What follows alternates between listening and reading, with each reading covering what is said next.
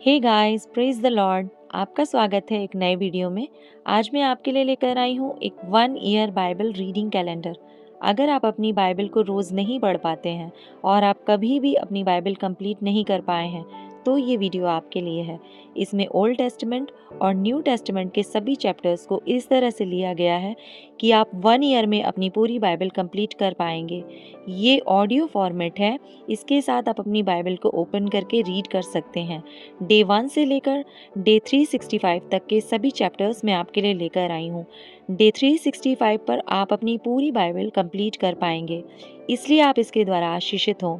और अगर आपको ये वीडियो पसंद आती है तो आप अपने फैमिली और फ्रेंड्स से शेयर करें, और अगर आप चाहें तो आप सब्सक्राइब, लाइक और कमेंट भी कर सकते हैं। So praise the lord, shalom to everyone. Let's get started. Day 48, chapter number 24, पवित्र दीपकों को सजाना। फिर यहोवा ने मूसा से कहा, इज़राइलियों से यह आज्ञा दे कि मेरे पास उजियाला देने के लिए कूट के निकाला हुआ जैतून का निर्मल तेल ले आना, कि दीपक नित्य जलता रहे। हारून उसको मिलाप वाले तंबू में साक्षी पत्र के बीच वाले पर्दे से बाहर यहोवा के सामने नित्य सांझ से भोर तक सजा कर रखे। यह तुम्हारी पीढ़ी पीढ़ी के लिए सदा की विधि ठहरे। वह दीपकों के स्वच्छ दीवट पर यहोवा के सामने नित्य सजाया करे। भेंट की रोटियां। तू मैदा लेकर 12 रोटियां पकवाना, प्रत्येक रोटी में एपा का 2/10वां अंश मैदा हो। तब उनकी 2 पंक्तियां करके एक एक पंक्ति में 6 रोटियां स्वच्छ मेज पर यहोवा के सामने धरना, और एक एक पंक्ति पर चोखा लोबान रखना, कि वह रोटी पर स्मरण दिलाने वाली वस्तु और यहोवा के लिए हव्य हो। प्रति विश्राम दिन को वह उसे नित्य यहोवा के सम्मुख क्रम से रखा करे। यह सदा की वाचा की रीति इज़राइलियों की ओर से हुआ करे, और वह हारून और उसके पुत्रों की होंगी, और वे उसको किसी पवित्र स्थान में खाएं, क्योंकि वह यहोवा के हव्यों में से सदा की विधि के अनुसार हारून के लिए परम पवित्र वस्तु ठहरी है। ईश्वर निंदा का दंड। उन दिनों में किसी इज़राइली स्त्री का बेटा, जिसका पिता मिस्री पुरुष था, इज़राइलियों के बीच चला गया, और वह इज़राइली स्त्री का बेटा और एक इज़राइली पुरुष छावनी के बीच आपस में मारपीट करने लगे, और वह इज़राइली स्त्री का बेटा यहोवा के नाम की निंदा करके शाप देने लगा। यह सुनकर लोग उसको मूसा के पास ले गए। उसकी माता का नाम शलोमीत था, जो दान के गोत्र के दिब्री की बेटी थी। उन्होंने उसको हवालात में बंद किया, जिससे यहोवा की आज्ञा से इस बात पर विचार किया जाए। तब यहोवा ने मूसा से कहा, तुम लोग उस शाप देने वाले को छावनी से बाहर ले जाओ, और जितनों ने वह निंदा सुनी हो वे सब अपने अपने हाथ उसके सिर पर टेकें। तब सारी मंडली के लोग उस पर पथराव करें, और तू इज़राइलियों से कह कि कोई क्यों ना हो जो अपने परमेश्वर को शाप दे, उसे अपने पाप का भार उठाना पड़ेगा। यहोवा के नाम की निंदा करने वाला निश्चय मार डाला जाए। सारी मंडली के लोग निश्चय उस पर पथराव करें, चाहे देशी हो चाहे परदेशी। यदि कोई उस नाम की निंदा करे तो वह मार डाला जाए। फिर जो कोई किसी मनुष्य को प्राण से मारे वह निश्चय मार डाला जाए। जो कोई किसी घरेलू पशु को प्राण से मारे वह उसे भर दे, अर्थात प्राणी के बदले प्राणी दे। फिर यदि कोई किसी दूसरे को चोट पहुंचाए तो जैसा उसने किया हो वैसा ही उसके साथ भी किया जाए, अर्थात अंग भंग करने के बदले अंग भंग किया जाए, आँख के बदले आँख, दांत के बदले दांत। जैसी चोट जिसने किसी को पहुंचाई हो वैसी ही उसको भी पहुंचाई जाए। पशु को मार डालने वाला उसको भर दे, परंतु मनुष्य को मार डालने वाला मार डाला जाए। तुम्हारा नियम एक ही हो, जैसा देशी के लिए वैसा ही परदेशी के लिए भी हो। मैं तुम्हारा परमेश्वर यहोवा हूँ। अतः मूसा ने इज़राइलियों को यह समझाया। तब उन्होंने उस शाप देने वाले को छावनी से बाहर ले जाकर उस पर पथराव किया, और इज़राइलियों ने वैसा ही किया जैसा यहोवा ने मूसा को आज्ञा दी थी। चैप्टर 25, 7वां वर्ष, विश्राम वर्ष। फिर यहोवा ने सीनै पर्वत के पास मूसा से कहा, इस्राएलियों से कह कि जब तुम उस देश में प्रवेश करो जो मैं तुम्हें देता हूँ, तब भूमि को यहोवा के लिए विश्राम मिला करे। 6 वर्ष तो अपना अपना खेत बोया करना और 6 वर्ष अपनी अपनी दाख की बारी छाँट छाँट कर देश की उपज इकट्ठी किया करना। परंतु 7वें वर्ष भूमि को यहोवा के लिए परम विश्राम काल मिला करे। उसमें ना तो अपना खेत बोना और ना अपनी दाख की बारी छाँटना। जो कुछ काटे हुए खेत में अपने आप से उगे उसे ना काटना और अपनी बिन छाटी हुई दाखलता की दाखों को ना तोड़ना, क्योंकि वह भूमि के लिए परम विश्राम का वर्ष होगा। भूमि के विश्राम काल ही की उपज से तुमको और तुम्हारी दास दासी को और तुम्हारे साथ रहने वाले मजदूरों और परदेशियों को भी भोजन मिलेगा, और तुम्हारे पशुओं का और देश में जितने जीव जंतु हों उनका भी भोजन भूमि की सब उपज से होगा। जुबली वर्ष 7 विश्राम वर्ष अर्थात 7 गुना 7 वर्ष गिन लेना। 7 विश्राम वर्षों का यह समय 49 वर्ष होगा। तब 7वें महीने के 10वें दिन को अर्थात प्रायश्चित के दिन जय जयकार के महाशब्द का नरसिंगा अपने सारे देश में सब कहीं फुकवाना और उस 50वें वर्ष को पवित्र मानना और देश के सारे निवासियों के लिए छुटकारे का प्रचार करना। वह वर्ष तुम्हारे यहाँ जुबली कहलाए। उसमें तुम अपनी अपनी निज भूमि और अपने अपने घराने में लौटने पाओगे। तुम्हारे यहाँ वह 50वां वर्ष जुबली का वर्ष कहलाए। उसमें तुम ना बोना और जो अपने आप उगे उसे भी ना काटना और ना बिन छाटी हुई दाखलता की दाखों को तोड़ना, क्योंकि वह जो जुबली का वर्ष होगा वह तुम्हारे लिए पवित्र होगा। तुम उसकी उपज खेत ही में से ले के खाना। इस जुबली के वर्ष में तुम अपनी अपनी निज भूमि को लौटने पाओगे। और यदि तुम अपने भाई बंधु के हाथ कुछ बेचो या अपने भाई बंधु से कुछ मोल लो, तो तुम एक दूसरे पर अंधेर ना करना। जुबली के बाद जितने वर्ष बीते हों उनकी गिनती के अनुसार दाम ठहरा के एक दूसरे से मोल लेना, और शेष वर्षों की उपज के अनुसार वह तेरे हाथ बेचे। जितने वर्ष और रहें उतना ही दाम बढ़ाना, और जितने वर्ष कम रहें उतना ही दाम घटाना, क्योंकि वर्ष की उपज की संख्या जितनी हो उतनी ही वह तेरे हाथ बेचेगा। तुम अपने भाई बंधु पर अंधेर ना करना, अपने परमेश्वर का भय मानना। मैं तुम्हारा परमेश्वर यहोवा हूँ। 7वें वर्ष की समस्या।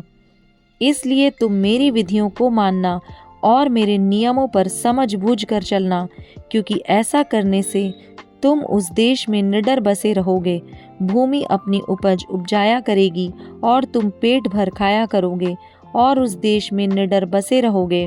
और यदि तुम कहो कि 7वें वर्ष में हम क्या खाएंगे, ना तो हम बोएंगे ना अपने खेत की उपज इकट्ठा करेंगे, तो जानो कि मैं तुमको 6वें वर्ष में ऐसी आशीष दूंगा कि भूमि की उपज 3 वर्ष तक काम आएगी। तुम 8वें वर्ष में बोओगे और पुरानी उपज में से खाते रहोगे, और 9वें वर्ष की उपज जब तक ना मिले तब तक तुम पुरानी उपज में से खाते रहोगे। भू संपत्ति छुड़ाने की विधि। भूमि सदा के लिए बेची ना जाए, क्योंकि भूमि मेरी है और उसमें तुम परदेशी और बाहरी होगे। लेकिन तुम अपने भाग के सारे देश में भूमि को छुड़ा लेने देना। यदि तेरा कोई भाई बंधु कंगाल होकर अपनी निज भूमि में से कुछ बेच डाले, तो उसके कुटुंबियों में से जो सबसे निकट हो वह आकर अपने भाई बंधु के बेचे हुए भाग को छुड़ा ले। यदि किसी मनुष्य के लिए कोई छुड़ाने वाला ना हो और उसके पास इतना धन हो कि आप ही अपने भाग को छुड़ा सके, तो वह अपने बिकने के समय से वर्षों की गिनती करके शेष वर्षों की उपज का दाम उसको जिसने उसे मोल लिया हो फेर दे। तब वह अपनी निज भूमि का अधिकारी हो जाए। परंतु यदि उसके पास इतनी पूंजी ना हो कि उसे फिर अपनी कर सके, तो उसकी बेची हुई भूमि जुबली के वर्ष तक मोल लेने वाले के हाथ में रहे और जुबली के वर्ष में छूट जाए, तब वह मनुष्य अपनी निज भूमि का फिर अधिकारी हो जाए। फिर यदि कोई मनुष्य शहर पनाह वाले नगर में बसने का घर बेचे, तो वह बेचने के बाद वर्ष भर के अंदर उसे छुड़ा सकेगा, अर्थात पूरे वर्ष भर उस मनुष्य को छुड़ाने का अधिकार रहेगा। परंतु यदि वह वर्ष भर में ना छुड़ाए तो वह घर जो शहरपनाह वाले नगर में हो मोल लेने वाले का बना रहे और पीढ़ी पीढ़ी में उसी के वंश का बना रहे, और जुबली वर्ष के वर्ष में भी ना छूटे। परंतु बिना शहरपनाह के गाँवों के घर तो देश के खेतों के समान गिने जाएं, उनका छुड़ाना भी हो सकेगा और वे जुबली के वर्ष में छूट जाएं। फिर भी लेवियों के निज भाग के नगरों के जो घर हों उनको लेवीय जब चाहें तब छुड़ाएं। और यदि कोई लेवीय अपना भाग ना छुड़ाए तो वह बेचा हुआ घर जो उसके भाग के नगर में हो जुबली के वर्ष में छूट जाए, क्योंकि इज़राइलियों के बीच लेवियों का भाग उनके नगरों में वे घर ही हैं, पर उनके नगरों के चारों ओर की चराई की भूमि बेची ना जाए, क्योंकि वह उनका सदा का भाग होगा। कंगालों को उधार देना। फिर यदि तेरा कोई भाई बंधु कंगाल हो जाए और उसकी दशा तेरे सामने तरस योग्य हो जाए, तो तू उसको संभालना। वह परदेशी या यात्री के समान तेरे संग रहे, उससे ब्याज या बढ़ती ना लेना। परमेश्वर का भय मानना, जिससे तेरा भाई बंधु तेरे संग जीवन निर्वाह कर सके। उसको ब्याज पर रुपया ना देना और ना उसको भोजन वस्तु लाभ के लालच से देना। मैं तुम्हारा परमेश्वर यहोवा हूँ। मैं तुम्हें कनान देश देने के लिए और तुम्हारा परमेश्वर ठहरने की मनसा से तुमको मिस्र देश से निकाल लाया हूँ। दासों को छुड़ाने की विधि। फिर यदि तेरा कोई भाई बंधु तेरे सामने कंगाल होकर अपने आप को तेरे हाथ बेच डाले, तो उससे दास के समान सेवा न करवाना। वह तेरे संग मजदूर या यात्री के समान रहे और जुबली के वर्ष तक तेरे संग रहकर सेवा करता रहे। तब वह बाल बच्चों समेत तेरे पास से निकल जाए और अपने कुटुंब में और अपने पितरों की निज भूमि में लौट जाए, क्योंकि वे मेरे ही दास हैं जिनको मैं मिस्र देश से निकाल लाया हूँ। इसलिए वे दास की रीति से ना बेचे जाएं। उस पर कठोरता से अधिकार ना करना।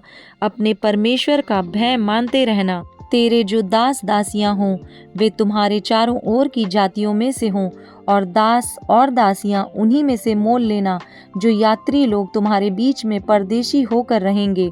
उनमें से और उनके घरानों में से भी जो तुम्हारे पास हों और जो तुम्हारे देश में उत्पन्न हुए हों, उनमें से तुम दास और दासी मोल लो और वे तुम्हारा भाग ठहरें। तुम अपने पुत्रों को जो भी तुम्हारे बाद होंगे उनके अधिकारी कर सकोगे और वे उनका भाग ठहरें।